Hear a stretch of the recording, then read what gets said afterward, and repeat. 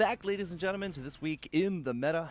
We got our Command & Conquer Rivals replay requests and 11 or 10, I can't remember now, Mr. Jeffrey, videos to go through today, all submitted by mostly the top 100. I was actually pretty surprised at some of the names that came through. But, Mr. Jeffrey, it was certainly an interesting week. It's the week after Rivals Party. No balance updates that I was aware of. No, don't think there's been any. Yeah, so we asked for replays on Tuesday. It's now Saturday, and it looks like they all work. So, yeah, there's no patch this week. Still waiting for 1.3, still waiting for the new units. So it's somewhat more of the same. What have you seen an increase in this week? As far as the meta goes? Well, yeah, the games that you're playing around.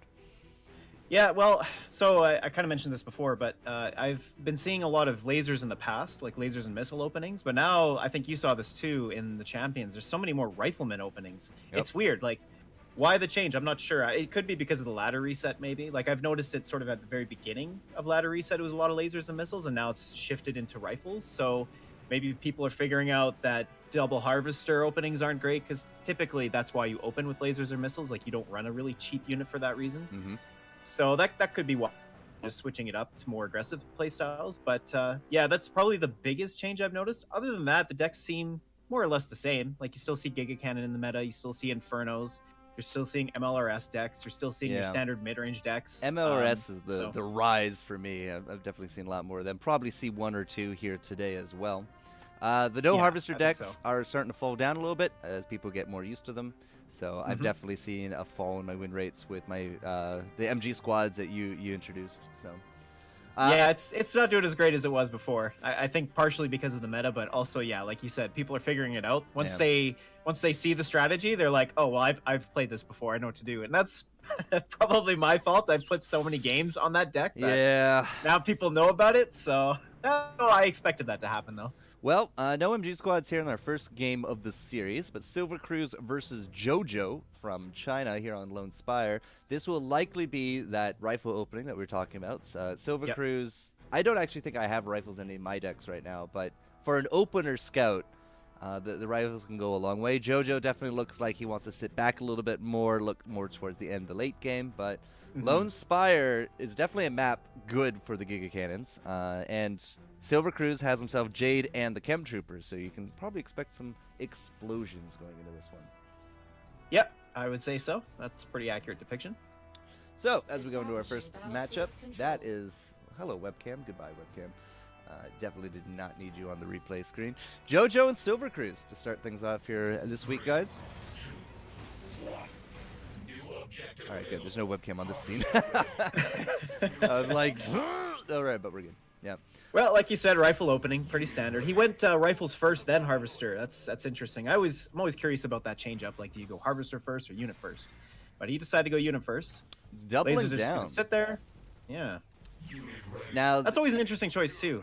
Well, so it'll work up against the inevitable flames, and you've invested far less. This also tells me he probably wants to go to a war factory sooner rather than later, but tripling down, this is not going to be a winning strategy, but it will hold them off.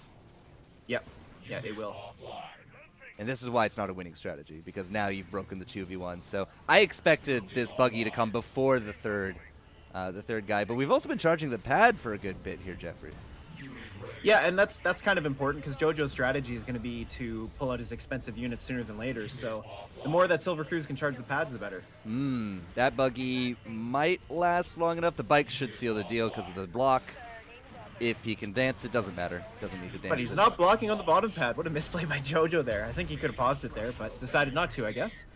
Wasn't looking, I suppose. A lot of bikes did come out, so I think he was trying to micro to the different pads at the point. But now Silvercruise hasn't seen anything to contest these tanks yet. High levels on both these guys. Level 11s, level 12s on both sides. But the tanks should just be able to roll over everything. We can see that there is a helipad there, an air tower. Yeah, so JoJo's going to be pulling out Infernos pretty shortly here, I would imagine. But if Silvercruise creeps up the pressure like he is with these tanks, it's going to be tough for him to pull them out. He's just not going to find a good opening for it. I think JoJo needs something to die if he wants an Inferno at this point. Yeah, look at his pop cap, right? He's got a weak laser, he's got weak flames, and he's got a weak bike. 3 units that are not giving him too much value here. So Yeah, JoJo's having a bit of a tough time with his pop cap situation. Well, the Chem Warriors are a good response to the Flames. You got to get those 2v1 situations if the Flames are going to win. There was no missile yet. Might not even actually see a Catalyst here either. But we have actually stalled out, which is not great for Silvercruise if there are indeed going to be Infernos. But JoJo is really just trying to keep pressure so he doesn't lose this missile, and I don't know if it'll work. Yeah, and this Inferno's coming out now, but I think it's a bit too Oh! late. Whoa, what a Jade missile! Oh! Wow, that was awesome. Yeah, it didn't Good work. job, All that pressure didn't work. Not at all. Poor JoJo. No Yeah. Momo for JoJo. Well, and you notice he didn't even pull out a second Harvester throughout that entire match, and the deck he's running, right? Like, he's got Infernos, Cyborgs, and I can't remember what the third expensive unit he's running, Giga. but yeah, the Giga Cannon, right. And those are heavy cost units, so I mean, Silvercruise just did a fantastic job of keeping pressure on the map and controlling the choke points. Those tanks really did so much work for him. And the only answer that JoJo really had were lasers, and those were just taking up pop cap space. So, yeah, GG for Silvercruise. Might have actually benefited from a Giga Cannon without all the oodles and oodles of bikes, but Yeah. it's all in the past. Silvercruise will take game 1 here of this week's playlist.